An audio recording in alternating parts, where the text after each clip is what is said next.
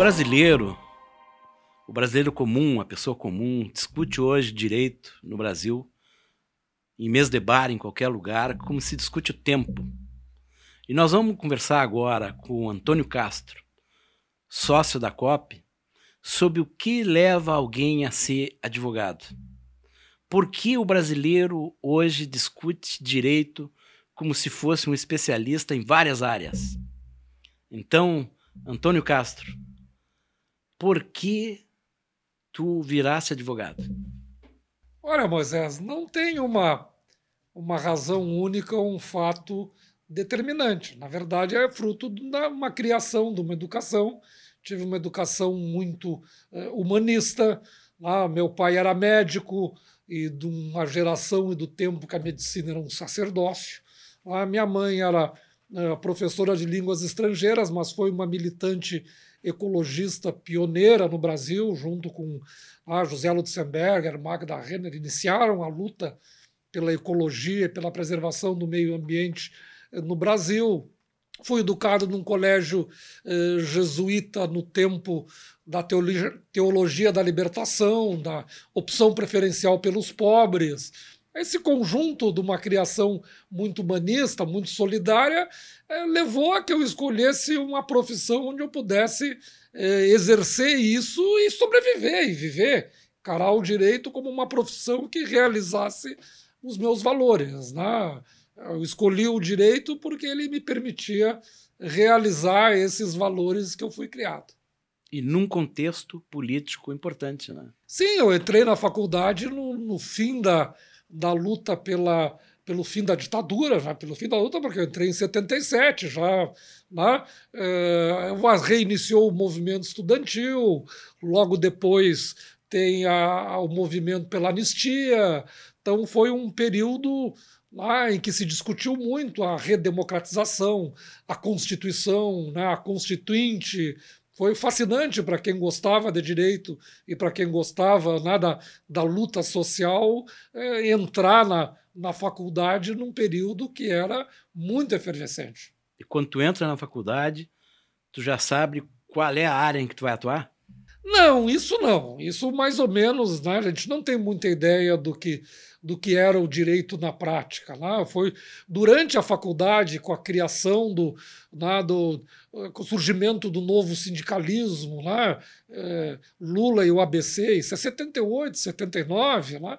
Começa a surgir o movimento, né, do novo sindicalismo, é que eu começo a ver que o direito do trabalho, o direito previdenciário, o direito do cidadão, né, era a área onde eu podia realizar melhor esses valores humanistas que eu fui criado. Mas isso já foi, inclusive, algo de dentro, né, do tempo de faculdade, como o Brasil foi evoluindo.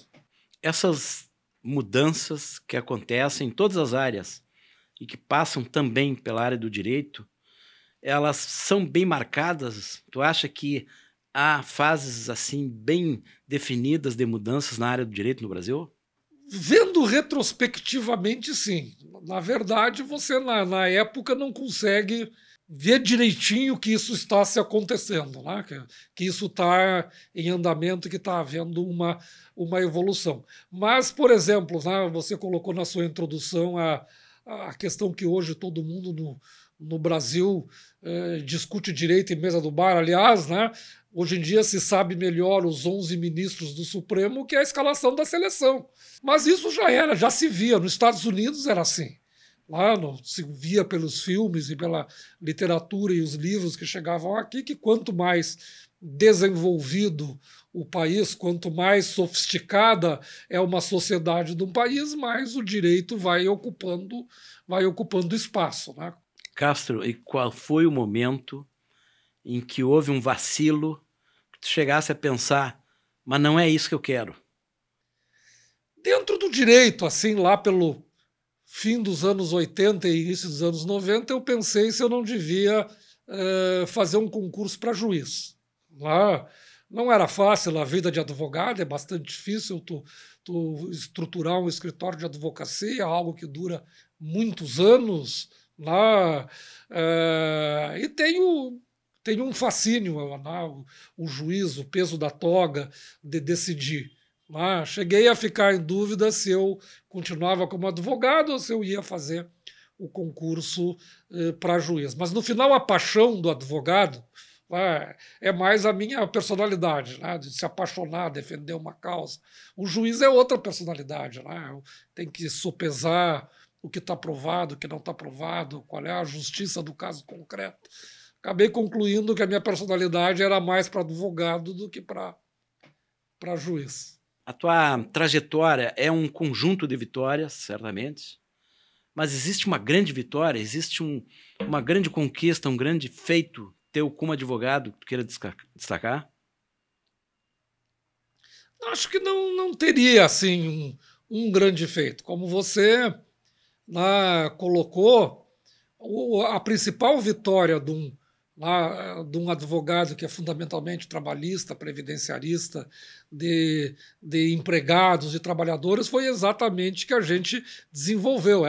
O direito do trabalho, quando eu comecei a exercer lá em 1980, 1981, os processos tinham 2 ou 3 páginas, tu discutia se tinha insalubridade ou não tinha insalubridade, se tinha feito horas extras ou não tinha feito horas extras. Hoje nós temos um conjunto enorme de direitos assegurados, as convenções coletivas dos sindicatos, o direito sindical foi desenvolvido.